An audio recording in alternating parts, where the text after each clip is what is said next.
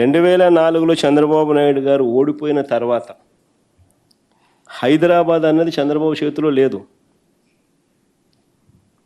2004, 2009 నాన్నగారు గెలిచారు.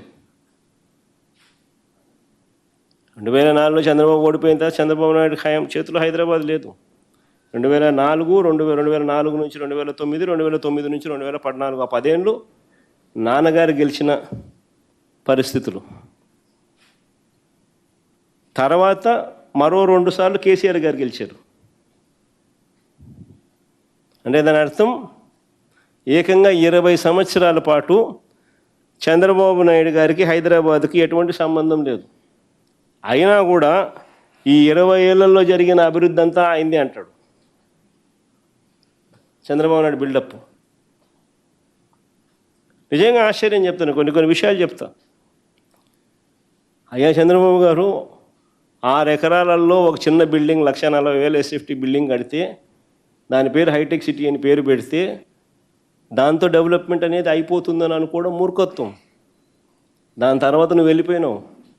దాని తర్వాత రాజశేఖర రెడ్డి గారు ముఖ్యమంత్రి అయ్యారు 2004లో. దాని తర్వాత ఏం జరిగిందో చెప్తా. 2004లో రాజశేఖర రెడ్డి గారు ముఖ్యమంత్రి అయ్యారు. అయిన తర్వాత ORR phase 1, outer ring road phase 1 126 కిలోమీటర్లు started in 2006, completed in 2012, which changed the Hyderabad city. PV Narasimha Rao Expressway, 11.6 kilometers flyover, India's largest flyover, started in October 2005, completed 19th October 2009.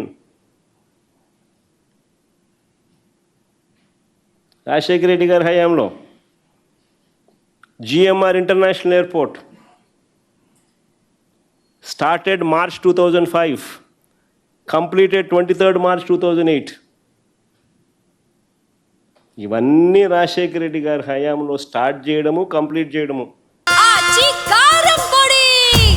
అదరగొట్టే కారం రంగు రుచి ఆచి కారం పొడి.